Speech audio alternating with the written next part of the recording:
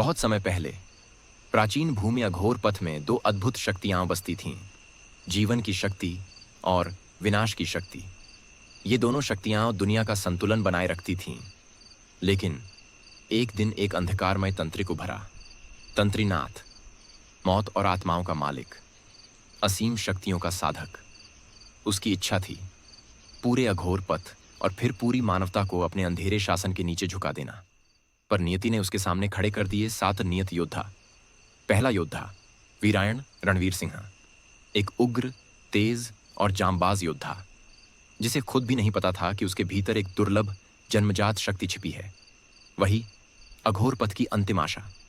दूसरा महागुरु आरवण आर्यन माधवन, शांत, गहन और दूरदर्शी योद्धा, जिसने वीरायण को सिखाया प्राचीन कला नागवायु। वह सिर्फ गुरु ही नहीं, वीरायण का संरक्षक आत्मा था। तीसरी आरुषिका सारा अर्जुन, 10 साल की मासूम बच्ची, लेकिन हृदय में छुपाए हुए जीवन शक्ति का दिव्य चिन्ह। तंत्रीनाथ जानता था, अगर वह इस बच्ची की शक्ति पा गया तो पृथ्वी का हर कोना हमेशा के लिए अंधकार में डूब जाएगा। चौथा योद्धा यमदूत अर्जुन रामपाल, मौत का दूत, तंत्रीनाथ का बुलाया हुआ, जो परछाइयों में चलता था और जिसका दिल कभी नहीं धड़कता था। पर जब उसने आरुषिका की मासूमियत देखी तो पहली बार उसके भीतर एक अनकही भावना जाग उठी, मानवता। और उसी पल उसने तंत्रीनाथ का आदेश ठुकरा दिया। वह बोला, मैं मौत का दूत हूं, पर मासूमों का साथी नहीं। पांचवां योद्धा अजर जिन्न संजय दत्त, एक सदियों पुराना अमर जिन्न, जिसे कोई भी शक्ति, कोई भी जंजीर बांध नहीं पाती। लेकिन वह कैद था, केवल एक शुद्ध दिल ही उसे मुक्त कर सकता था, और वह शुद्ध दिल आरुषिका का था। एक आंसू ने एक अमर जिन्न को वीरायण का साथी बना दिया। और फिर युद्ध शुरू हुआ। तंत्रीनाथ ने आरुषिका को अगवा कर काले किले में कैद कर लिया। वह उसकी शक्ति से एक ऐसा अनुष्ठान करना चाहता था जो दुनिया को हमेशा के लिए रात में बदल दे।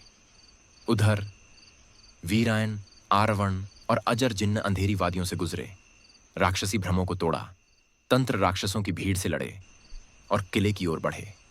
रास्ते में खड़ा मिला यमदूत, पर अब वह दुश्मन नहीं था, वह अब उनका साथी था। अंतिम संग्राम भयंकर, गर्जन और अंधेरे के बीच तंत्रीनाथ अपनी विनाश विद्या जगाता है।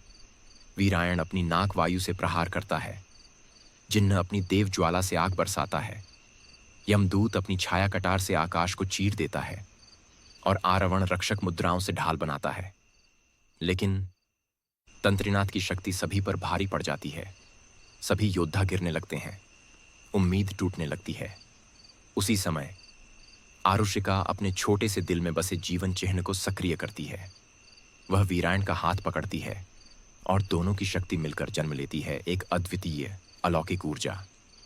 प्राणनाग अग्नि, एक आग जो जीवन से जन्मी थी और विनाश को नष्ट करने के लिए बनी थी। यह दिव्य प्रहार तंत्रीनाथ पर गिरता है और उसका पूरा अंधेरा साम्राज्य क्षण भर में राख बनकर उड़ जाता है। कहानी का अंत और एक नई शुरुआत। अघोर पथ फिर से सुरक्षित हो चुका था। अंधेरा मिट गया था, यमदूत अपने लोक लौट गया, अजर जिन्न आसमानों में उड़ गया मानवता का रक्षक बनकर, और वीरायण, आरवण और आरुषिका पूरे राज्य के 3 दिव्य संरक्षक बन गए। उनकी कहानी आज भी हवा में गूंजती है। जहां अंधेरा बढ़ता है, वहां किसी न किसी जन्म में प्रकाश जरूर लौटता है।